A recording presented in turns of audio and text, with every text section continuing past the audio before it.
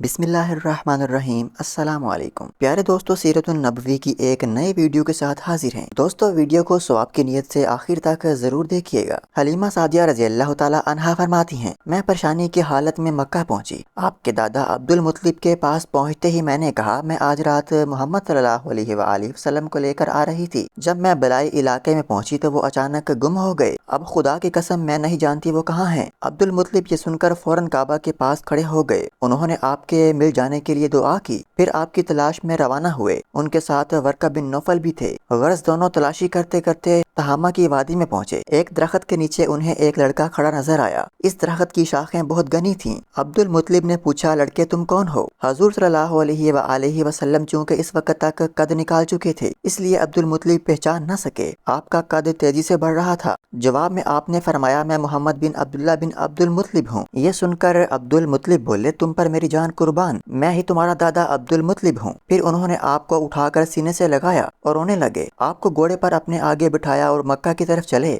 گھر آ کر انہوں نے بکریاں اور گائے ذبح کی اور مکہ والوں کی دعوت کی۔ آپ کے مل جانے کے بعد حضرت حلیمہ سعدیہ رضی اللہ تعالی عنہا حضرت آمنہ کے پاس آئیں تو انہوں نے پوچھا، حلیمہ اب آپ بچے کو کیوں لے آئی ہیں؟ آپ کی تو خواہش تھی کہ یہ ابھی آپ کے پاس اور رہے۔ انہوں نے جواب دیا، یہ اب بڑے ہو گئے ہیں اور اللہ کی قسم میں اپنی ذمہ داری پوری کر چکی ہوں۔ میں خوف محسوس کرتی رہتی ہوں کہیں انہیں کوئی حادثہ نہ پیش آ جائے، لہذا انہیں آپ کے سپرد کرتی ہوں۔ حضرت آمنہ رضی اللہ تعالی عنہا کو یہ جواب سن کر حیرت ہوئی۔ وہ بولی، مجھے سچ سچ بتاؤ ماجرا کیا ہے؟ تب انہوں نے سارا حال کہہ سنایا۔ حلیمہ سعدیہ نے دراصل کئی عجیب و غریب واقعات دیکھے تھے۔ انہی واقعات کی وجہ سے وہ بہت پریشان ہو گئی تھیں۔ پھر سینہ مبارک چاک کی جانے والا واقعہ پیش آیا تو وہ آپ کو فوری طور پر واپس کرنے پر مجبور ہوئیں۔ وہ چند واقعات حضرت حلیمہ سعدیہ رضی اللہ تعالی عنہا اس طرح بیان کرتی ہیں، ایک مرتبہ یہودیوں کی ایک جماعت میرے پاس سے گزری۔ یہ لوگ آسمانی کتاب توریت کو ماننے کا دعویٰ کرتے تھے۔ میں نے ان سے کہا، کیا آپ لوگ میرے اس بیٹے کے بارے میں کچھ بتا سکتے ہیں؟ ساتھ ہی میں نے حضور اکرم صلی اللہ علیہ وآلہ وسلم کی پیدائش کے بارے میں انہیں تفصیلات بتائیں۔ یہودی تفصیلات سن کر آپس میں کہنے لگے، اس بچے کو قتل کر دینا چاہیے۔ یہ کہہ کر انہوں نے پوچھا، کیا یہ بچہ یتیم ہے؟ میں نے ان کی بات سن لی تھی کہ وہ ان کے قتل کا ارادہ کر رہے ہیں، سو میں نے جلدی سے اپنے شوہر کی طرف اشارہ کرتے ہوئے کہا، نہیں، یہ اس کے باپ ہیں۔ تب انہوں نے کہا، اگرچہ بچہ یتیم ہوتا تو ہم ضرور اسے قتل کر دیتے۔ یہ بات انہوں نے اس لیے کہی کہ انہوں نے پرانی کتابوں میں پڑھ رکھا تھا کہ ایک آخری نبی آنے والے ہیں، ان کا دین سارے عالم میں پھیل جائے گا، ہر طرف ان کا بول بالا ہوگا، ان کی پیدائش اور بچپن کی یہ علامات ہوں گی اور یہ کہ وہ یتیم ہوں گے۔ اب چونکہ ان سے حلیمہ سعدیہ رضی اللہ تعالی عنہا نے یہ کہہ دیا کہ یہ بچہ یتیم نہیں ہے تو انہوں نے یہ خیال کر لیا یہ وہ بچہ نہیں ہے۔ اس طرح انہوں نے بچے کو قتل کرنے کا ارادہ ترک کر دیا۔ اسی طرح ان کے ساتھ یہ واقعہ پیش آیا۔ ایک مرتبہ وہ آپ کو عکاظ کے میلے میں لے آئیں۔ جہالت کے دور میں یہاں بہت مشہور میلہ لگتا تھا۔ یہ میلہ طائف اور نخلا کے درمیان میں لگتا تھا۔ عرب کے لوگ حج کرنے آتے تو شوال کا مہینہ اسی میلے میں گزارتے، کھیلتے کودتے اور اپنی برائیاں بیان کرتے۔ حلیمہ سعدیہ رضی اللہ تعالی عنہا آپ کو لیے بازار میں گھوم رہی تھیں کہ ایک کاہن کی نظر آپ پر پڑی۔ اسے آپ میں نبوت کی تمام علامات نظر آ گئیں۔ اس نے پکار کر کہا، لوگو اس بچے کو مار ڈالو۔ حلیمہ اس کاہن کی باتیں سن کر گھبرا گئیں اور جلدی سے وہاں سے سرک گئیں۔ اس طرح اللہ تعالیٰ نے حضور اکرم صلی اللہ علیہ وآلہ وسلم کی حفاظت فرمائی۔ میلے میں موجود لوگوں نے کاہن کی آواز سن کر ادھر ادھر دیکھا کہ کس بچے کو قتل کرنے کے لیے کہا گیا ہے، مگر انہیں وہاں کوئی بچہ نظر نہیں آیا۔ اب لوگوں نے کاہن سے پوچھا، کیا بات ہے، تم کس بچے کو مار ڈالنے کے لیے کہہ رہے ہو؟ اس نے ان لوگوں کو بتایا، میں نے ابھی ایک لڑکے کو دیکھا ہے، معبودوں کی قسم وہ تمہارے دین کے ماننے والوں کو قتل کرے گا، تمہارے بتوں کو توڑے گا اور وہ تم سب پر غالب آئے گا۔ یہ سن کر لوگ آپ کی تلاش میں ادھر ادھر دوڑے لیکن ناکام رہے۔ حلیمہ سعدیہ رضی اللہ تعالی عنہا آپ صلی اللہ علیہ وآلہ وسلم کو لیے واپس آ رہی تھیں کہ ذی الحجاز سے ان کا گزر ہوا۔ یہاں بھی میلہ لگا ہوا تھا۔ اس بازار میں ایک نجومی تھا، لوگ اس کے پاس اپنے بچوں کو لے کر آتے تھے۔ وہ بچوں کو دیکھ کر ان کی قسمت کے بارے میں اندازہ لگایا کرتا تھا۔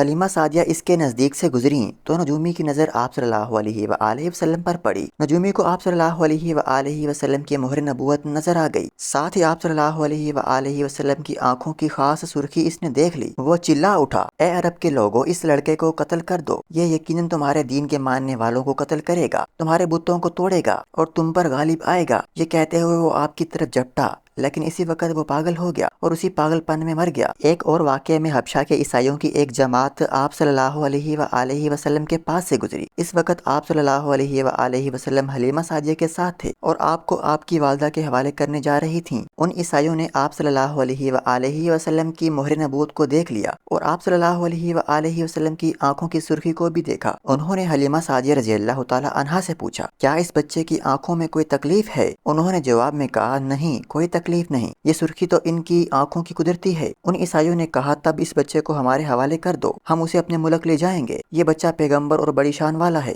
ہم اس کے بارے میں سب کچھ جانتے ہیں۔ حلیمہ سعدیہ رضی اللہ تعالی عنہا یہ سنتے ہی وہاں سے جلدی سے دور چلی گئیں، یہاں تک کہ آپ صلی اللہ علیہ وآلہ وسلم کو آپ صلی اللہ علیہ وآلہ وسلم کی والدہ کے پاس پہنچا دیا۔ ان واقعات میں جو سب سے اہم واقعہ ہے وہ سینہ مبارک چاک کرنے والا تھا۔ روایت سے یہ بات ثابت ہے کہ آپ صلی اللہ علیہ وآلہ وسلم کے سینہ مبارک پر سلائی کے نشانات موجود تھے، جیسا کہ آج کل ڈاکٹر حضرات آپریشن کے بعد ٹانکے لگاتے ہیں، ٹانکے کھول دیے جانے کے بعد بھی سلائی کے نشانات موجود رہتے ہیں۔ اس واقعے کے بعد حلیمہ سعدیہ اور آپ کے شوہر نے فیصلہ کیا کہ اب بچے کو اپنے پاس نہیں رکھنا چاہیے۔ جب حضرت حلیمہ سعدیہ نے آپ صلی اللہ علیہ وآلہ وسلم کو حضرت آمنہ کے حوالہ کیا تو اس وقت آپ صلی اللہ علیہ وآلہ وسلم کی عمر 4 سال تھی۔ ایک روایت یہ ملتی ہے کہ اس وقت عمر شریف 5 سال تھی، ایک تیسری روایت کے مطابق عمر مبارک 6 سال ہو چکی تھی۔ جب حلیمہ سعدیہ رضی اللہ تعالی عنہا نے آپ صلی اللہ علیہ وآلہ وسلم کو حضرت آمنہ کے حوالے کیا تو اس کے کچھ دنوں کے بعد حضرت آمنہ رضی اللہ تعالی عنہا کا انتقال ہو گیا۔ والدہ کا سایہ بھی سر سے اٹھ گیا۔ حضرت آمنہ رضی اللہ تعالی عنہا کی وفات مکہ اور مدینہ کے درمیان ابواء کے مقام پر ہوئی۔ آپ کو یہیں دفن کیا گیا۔ ہوا یہ کہ آپ صلی اللہ علیہ وآلہ وسلم کی والدہ آپ صلی اللہ علیہ وآلہ وسلم کو لے کر اپنے میکے مدینہ منورہ گئیں۔ آپ صلی اللہ علیہ وآلہ وسلم کے ساتھ ام امین بھی تھیں۔ ام امین کہتی ہیں، ایک دن مدینہ کے 2 یہودی میرے پاس آئے اور بولے، ذرا محمد کو ہمارے سامنے لاؤ، ہم انہیں دیکھنا چاہتے ہیں۔ وہ آپ صلی اللہ علیہ وآلہ وسلم کو ان کے سامنے لے آئیں۔ انہوں نے اچھی طرح دیکھا، پھر ایک نے اپنے ساتھی سے کہا، یہ امت کا نبی ہے اور یہ شہر ان کی ہجرت گاہ ہے، یہاں زبردست جنگ ہوگی، قیدی پکڑے جائیں گے۔ آپ صلی اللہ علیہ وآلہ وسلم کی والدہ کو یہودیوں کی اس بات کا پتہ چل گیا تھا تو آپ ڈر گئیں اور آپ صلی اللہ علیہ وآلہ وسلم کو لے کر مکہ کی طرف روانہ ہوئی، مگر راستے میں ہی ابواء کے مقام پر وفات پا گئیں۔ انا للہ و انا الیہ راجعون۔